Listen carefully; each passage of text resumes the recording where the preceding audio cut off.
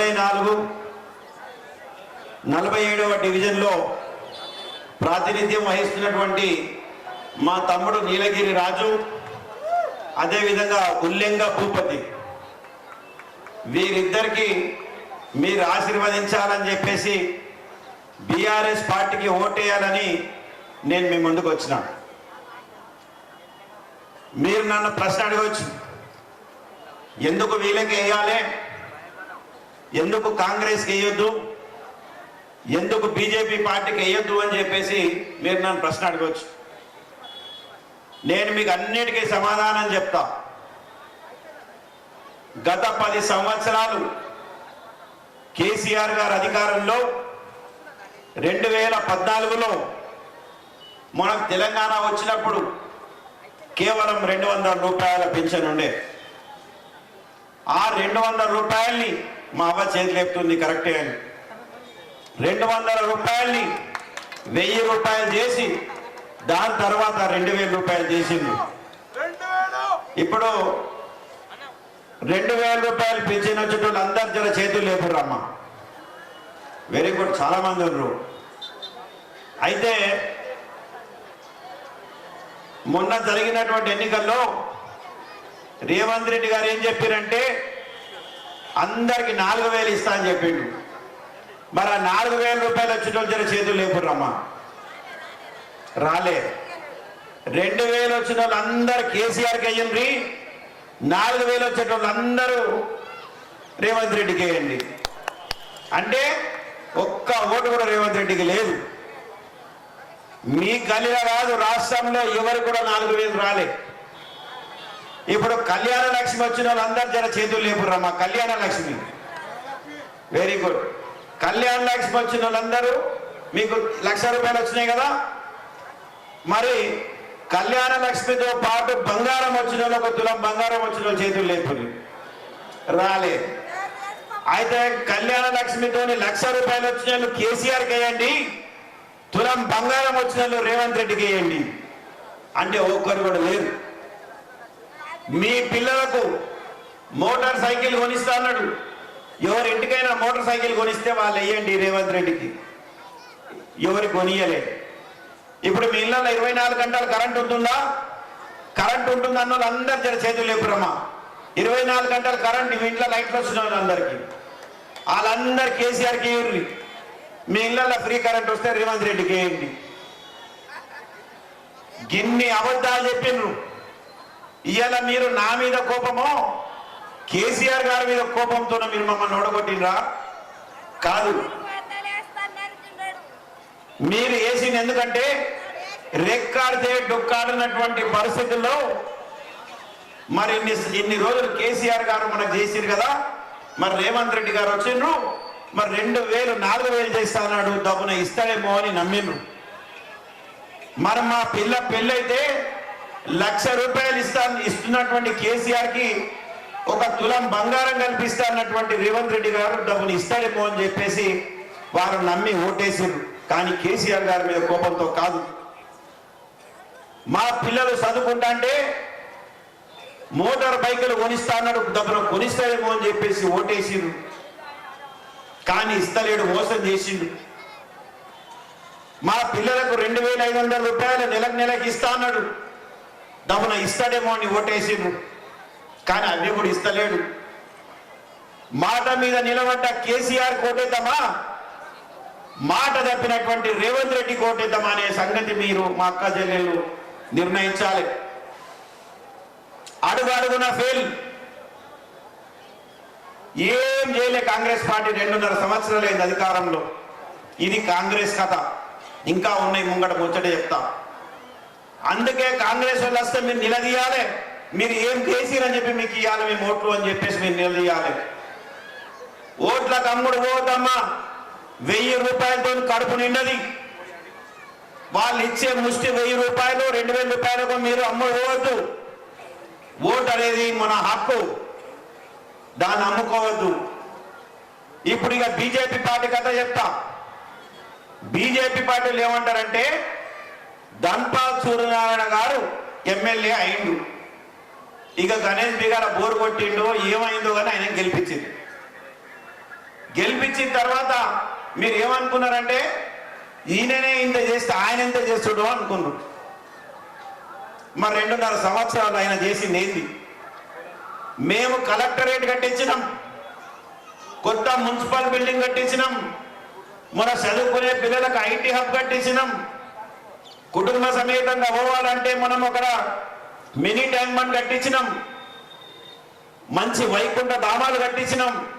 నిజామాబాద్ పట్టణంలో హైదరాబాద్ రోడ్డు, భోజన్ road, Armoor road, Varni road అన్ని సెంటర్ మీడియాలు కట్టించినాం, లైట్లు పెట్టించినాం, చెట్లు పెట్టినాం, గల్లీ గల్లీలలో రోడ్లు వేసినాం. ఇలా మీ వీక్లీ బజార్లో ఇంత మంచి రోడ్డు ఉండేనా? మీ వీక్లీ బజార్ రోడ్డు కావచ్చు, మీ వెనకన గోపీకృష్ణ గారు హాస్పిటల్, హోప్ హాస్పిటల్ రోడ్ కావచ్చు, తిరుమల టాకీస్ రోడ్ కావచ్చు, గోల్ హనుమాన్ రోడ్ కావచ్చు, మీ జెండా గల్లీ రోడ్ కావచ్చు, ప్రతి గల్లీలో బీటీ రోడ్లు, సీసీ రోడ్లు అందంగా తీర్చిదిద్దినాం. ఈరోజు మరి ధన్పాల్ సూర్యనారాయణ గారు 2.5 సంవత్సరాలు ఆయన ఏం చేసిందంటే, ఇప్పుడు నాతోనైంది ఈ పనులు, గిన్ని పనులు నేను చేసిన, ఇంకా నేను ఎక్కడ చెప్తే మీకు యాస్తకు వస్తుంది, అందుకే చెప్తలేను.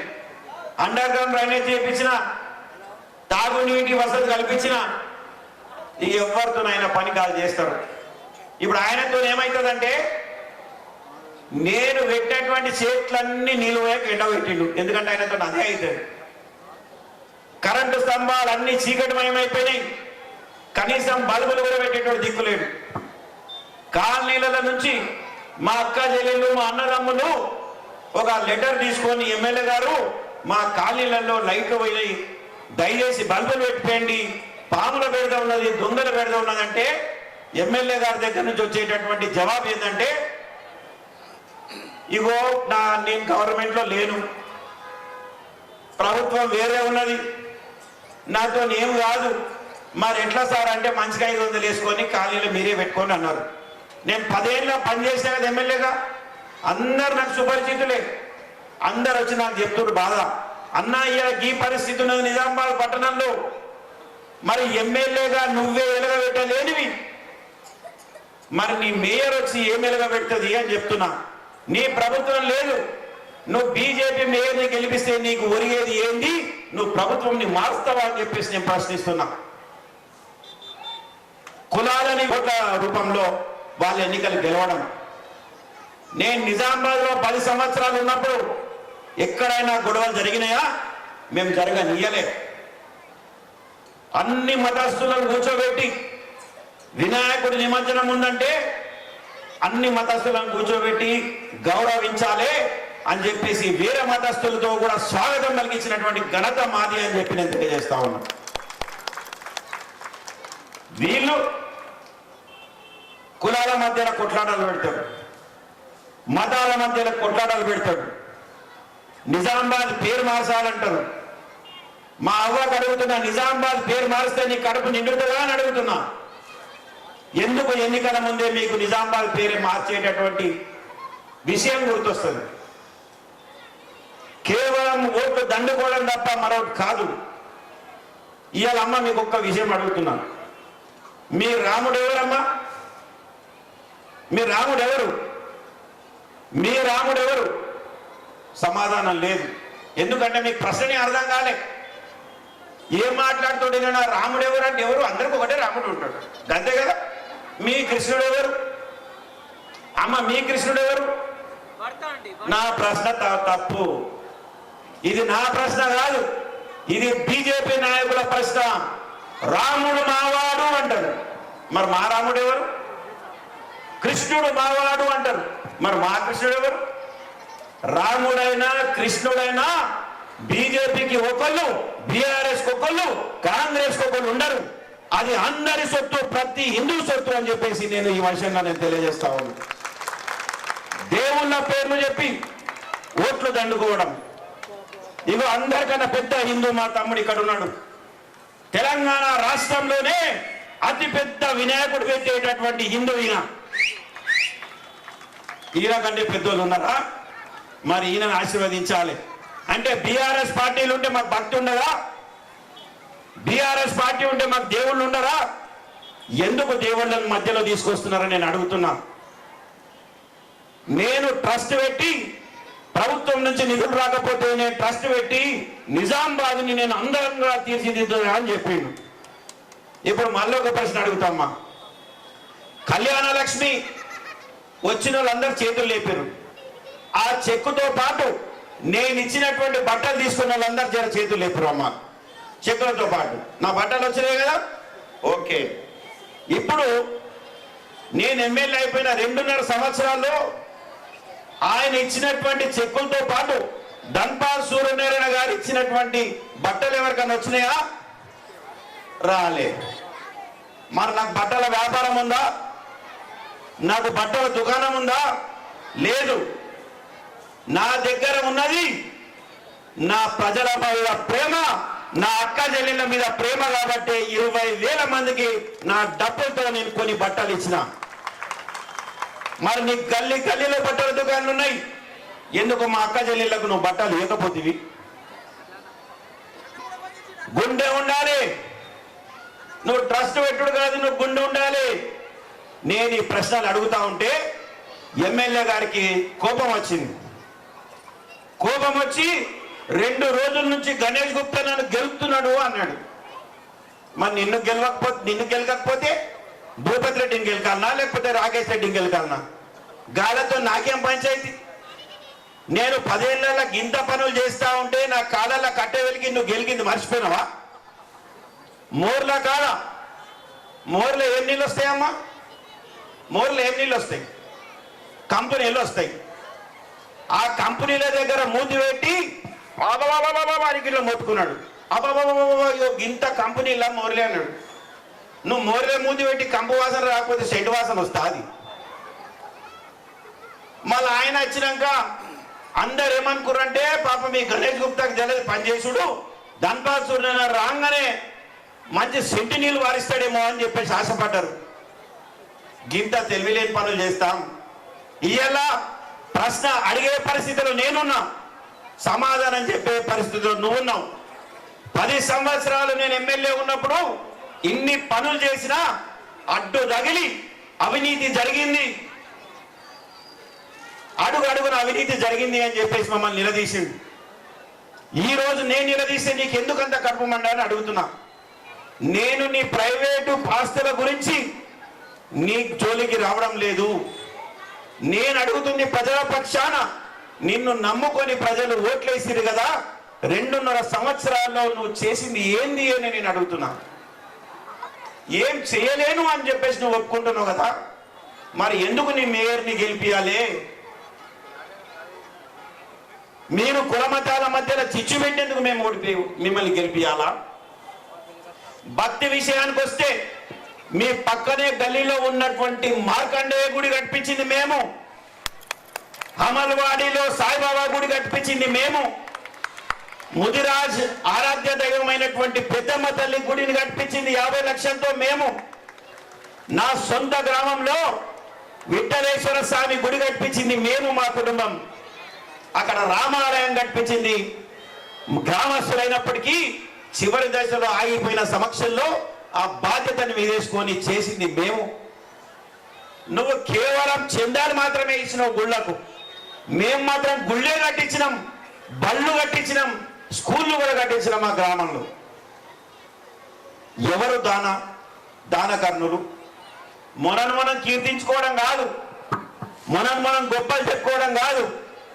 కాబట్టి 2.5 సంవత్సరాల్లో కాంగ్రెస్ పార్టీ ఏమీ ఒరగబెట్టలేదు.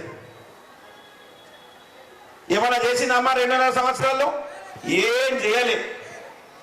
బీజేపీ ఎమ్మెల్యే ఉండి ఆయన కూడా ఏం చేయలేదు. కాబట్టి మేము ఏం చేసినామో మీకు చెప్పిన, మాకు ఎందుకు ఓటు వేయాలో నేను చెప్పిన, వాళ్ళకి ఎందుకు ఓటు వేయద్దో చెప్పిన. మళ్ళీ ఒక్కసారి 1 నిమిషంలో మీకు టగటగడక చెప్తా. మా అవ్వలకు మా అక్క చెల్లెళ్లకు 2,000 రూపాయల పింఛన్ ఇచ్చినందుకు కేసీఆర్ ఓటేయాలి. కళ్యాణ లక్ష్మికి 2 లక్షల రూపాయలు ఇచ్చినందుకు ఓటేయాలి.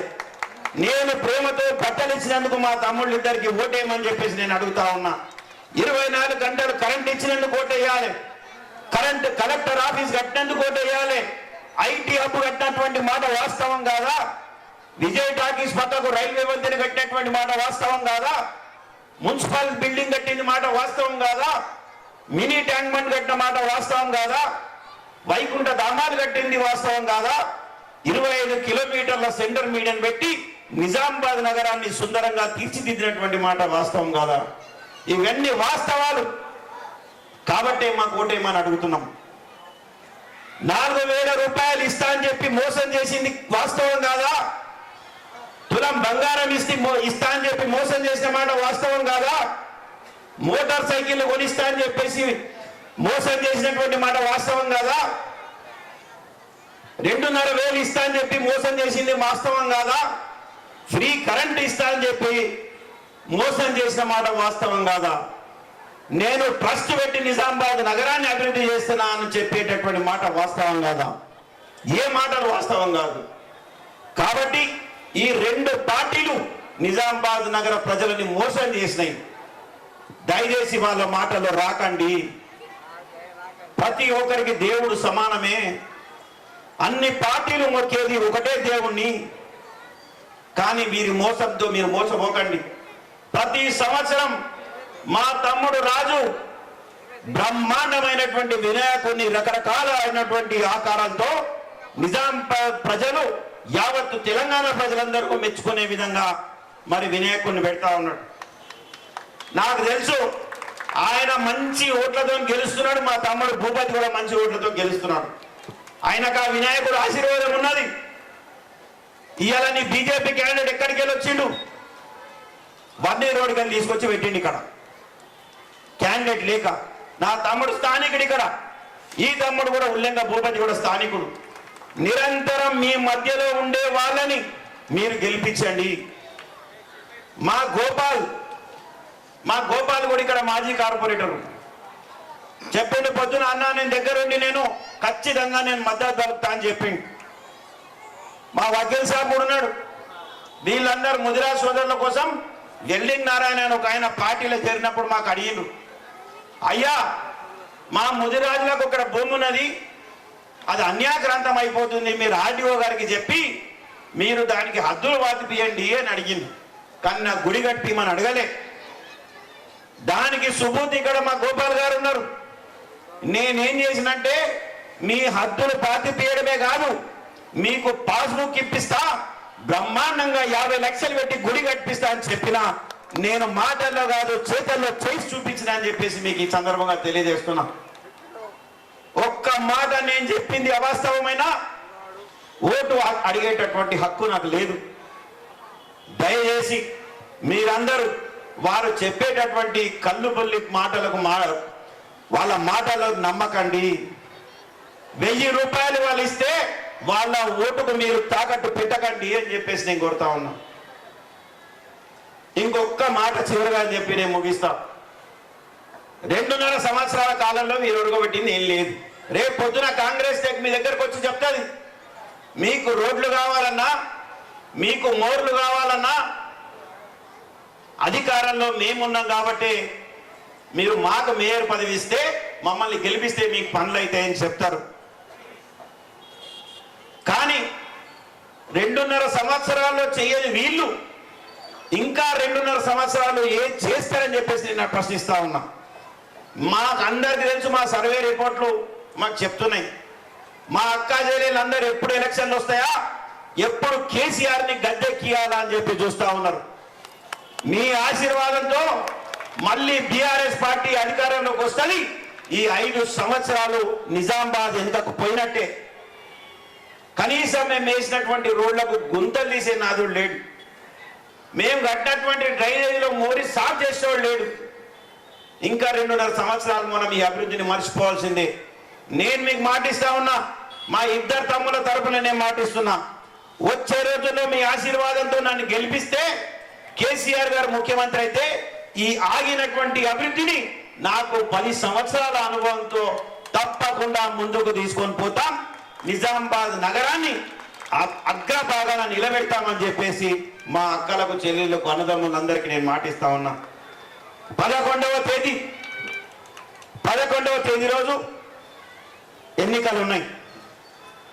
ఇప్పుడు అన్ని ఎలక్ట్రానిక్ ఓట్లు లేదు, ఇప్పుడు అన్ని బ్యాలెట్ ఓటు. పెద్ద మనుషులకు అర్థం కాకపోతే అక్కడ ఆఫీసర్లు ఉండాలి, అడగచ్చు. అడిగి మీరు కారు గుర్తు కొట్టేసి బ్రహ్మాండమైనటువంటి మెజార్టీతో గెలిపియాలని, మీరు గెలిపిస్తారని చెప్పేసి నేను ఆశిస్తా ఉన్నా. ఇంకా వేరే పార్టీ నాయకులు ఎవరైనా వచ్చి మీకు కళ్ళు ముళ్ళు మాటలు చెప్తే, ఇగో ఈ రోడ్డు నేనే వేయించినాను అని చెప్పిండు అనుకో, నమ్మకండి. ఎవ్వడి జాగిరి కాదు, ఆ జాగిరి ఏదైనా ఉందంటే ఖచ్చితంగా మా జాగిరే కేసీఆర్ గారు ఇచ్చిన ఫండ్తో ప్రతి రోడ్ని వేయించినామని మీకు తెలియజేస్తా ఉన్నా. దయచేసి ఇంత ప్రేమతో ఇంత రాత్రి మీరు నా మాటలు వినడానికి ఇక్కడికి వచ్చినందుకు నేను శిరస్సు వంచి మీకు ధన్యవాదాలు తెలియజేస్తూ, మా ఇద్దరు తమ్ముళ్ళని మీరు ఆశీర్వదించాలని, ఆశీర్వదిస్తారని చెప్పేసి తెలియజేస్తూ ఈ అవకాశానికి ధన్యవాదాలు. జై హింద్, జై తెలంగాణ, జై కేసీఆర్.